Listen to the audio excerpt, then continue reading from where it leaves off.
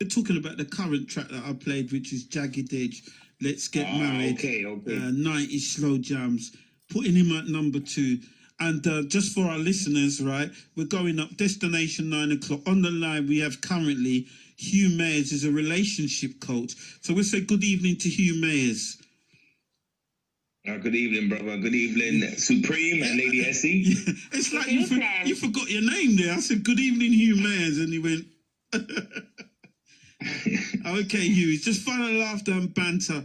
So, Hugh, for those that don't know, you just give us a little bit of infotainment about yourself, the information, what you do, and how you're going to help us tonight.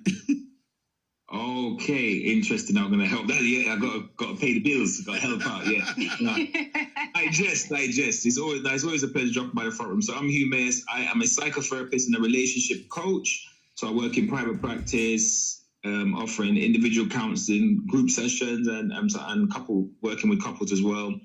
I do some mentoring with young people from the inner cities. I like to use that word. Disaffected young people from the inner cities. I do some mentoring work, counseling work with young people as well. And I am a self-made broadcast journalist. I was going to say millionaire. I'm on my way, but not quite.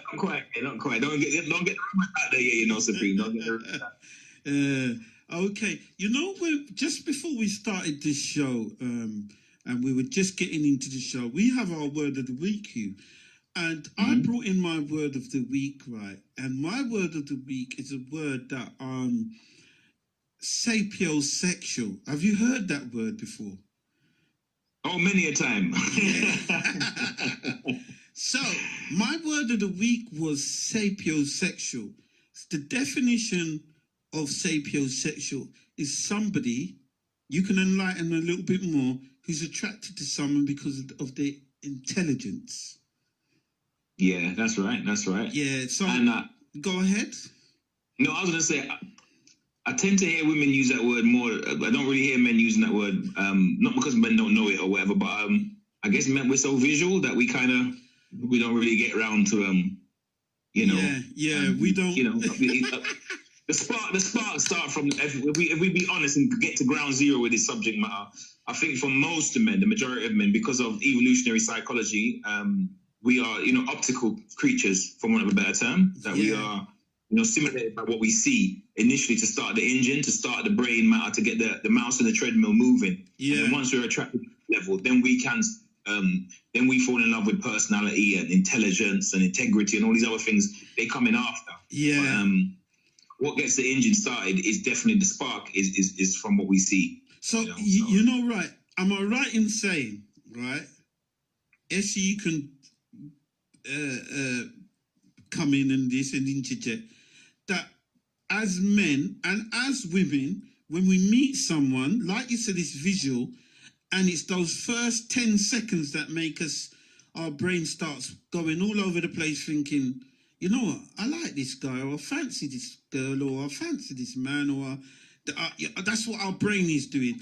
Then, after those first 10 seconds, right, it might be what they say or they do or their body movement or something that actually hammers it home. I think so. That makes a lot of sense. Yeah. In fact, depending on how strong the visual is, how strong that initial that 10-second attraction, that first 10 seconds, depending on how strong that person hits you, for want of a better term, right, with their visuals.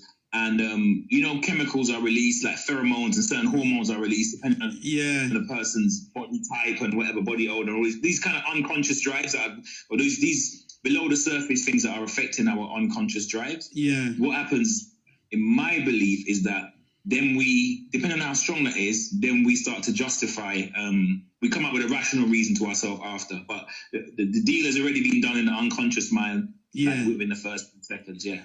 But I'm gonna go there, Hugh. I'm gonna go there because I've heard women say, visually they've seen someone and said, I have found my soulmate.